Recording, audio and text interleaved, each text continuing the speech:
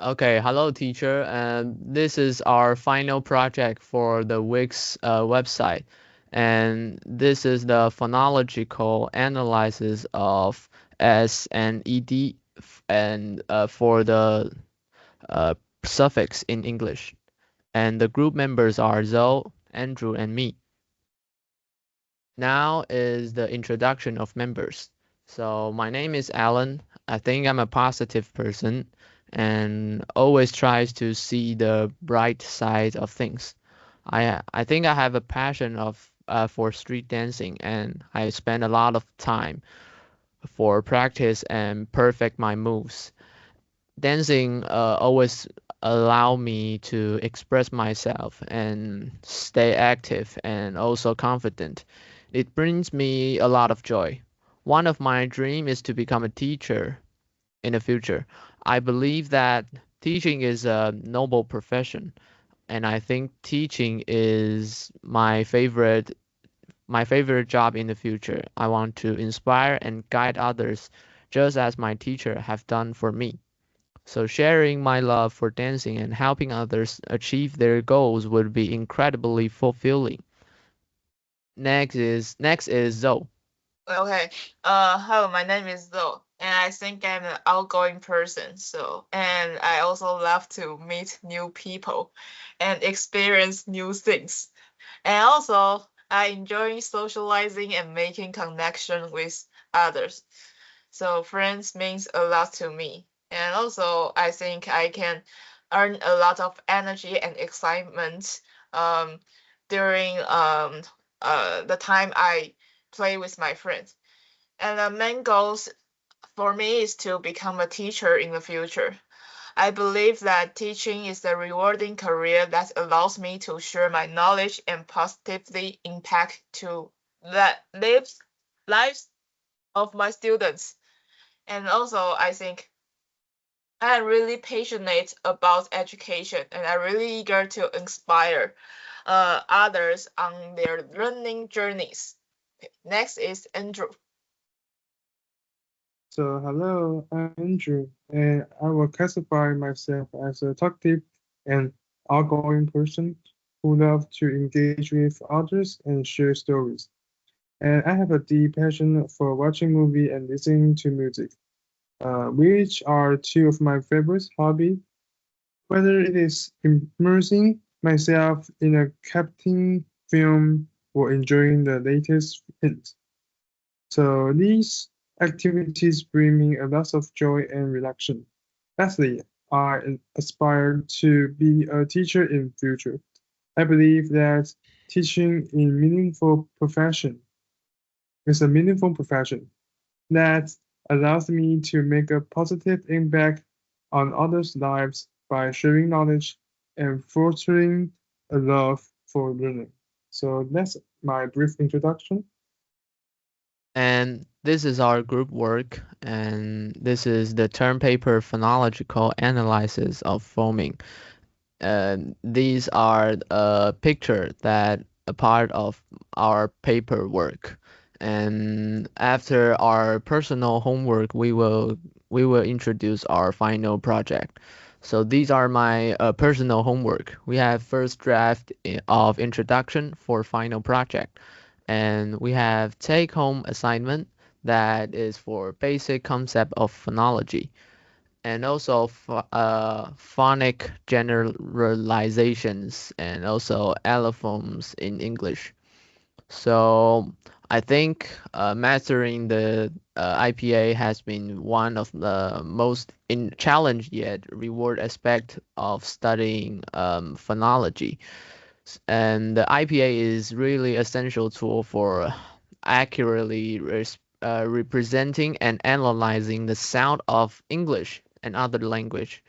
So in summary, I think studying English phonology has been a really long journey, deepening my understanding of fundamental working of language. And I think all for all of the works, minimum pairs is the most difficult one to understand. The the definition of minimal pairs trouble me for weeks, and I think understand all these words, understand all these definition can let me be more profession about the IPA. And next is Andrew's personal work. So as you guys can see, these are my personal works. And so first one is basic concept of phonologies. I got a really great experience of learning this. And next one is forming in English. After I Google to search some information about formings and really learned a lot from it. So last one is the personal introduction for the finals. And this project, I think I collect all the information in it, and I think it's really have a great impact in me. So my reflection is, in this semester, I learned a lot from this class. At the beginning, I tried so hard to understand the concepts of formings and anaphones. And while after I asked teacher and our classmates, I started to realize the concept and the meaning of it. Lastly, linguistics will always be the one of the most difficult subjects in school. So I would like to thank my wonderful teacher who constantly demonstrate patience with us. Thank you. Okay, next is my personal homework. And first one is the first homework of the IPA, the basic concept of analogy. Yes. 为什么字不见的? Okay, and next one is the first draft of introduction for our final project. And the last one, I put some test paper and minimal pairs paper on my personal work website. Yes, I think this may be a resource for my future. Yes, and my reflection, I think this lesson is really challenging, and English phonology has been mastering the international phonemic alphabet. It serves a really crucial tool for accurately representing and analyzing the sound of English and other language. Yes, and I think in conclusion, the study of English phonology is really difficult, but I learned this subject for like I think 2 semesters. But from the beginning, teacher gave us a fundamental teaching, so we have some knowledge about IPA or minimal pairs or some maybe forming. But in this class, we study more and maybe to review the things that teachers taught from the early year semester. So I think after this semester, I practice my phonology skills. Maybe I'm better than before, and I hope this knowledge can help me in the future. Okay, next is going to be our final project. Okay, so here we're gonna talk about our final project, and the first one we're gonna talk about the introduction with background and theoretical framework. We overviewed of phonology, which is the study of sound system in language, And next, we defining phonemic and phonetic, which phonemic is the simple symbols and that finer detail about pronunciation variations. And the phonetic also we can say the narrow transcription. And next, we're defining allophone and phonemes. That allophone are contextual variation of phoneme. So phonemes are central of understanding the structure of function of sound system. And fourth, we define a complementary and contrastive distribution and the minimal pairs. And second, we talk about the allophone in English and the phonological process. For example, stop sounds. Stop sound, also known as plosives, are consonant sounds produced by completely blocking the airflow, and the lateral approximants that are made by releasing air past the sides of tongue while making a block in the middle. And the third one, approximants. So approximant sounds are produced with narrowing of voice tract, but not as complete as in stops. And next, Andrew. So the third one is we are going to talk about the purpose and the objective about what we are going to do. So the purpose of this phonological exercise is like to examine and describe the sound patterns of the specific language or dialect.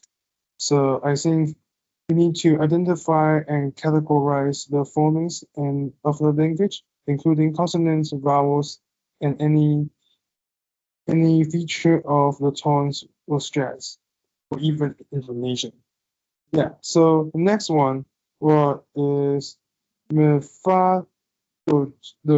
Mythology. This this is a method that how you collect data. So you can see in online resources, some website clearly integrates the different use of English plurals and past tense. Moreover, we think how you will analyze your data. We use IPA to mark the differences in the different parts of the world.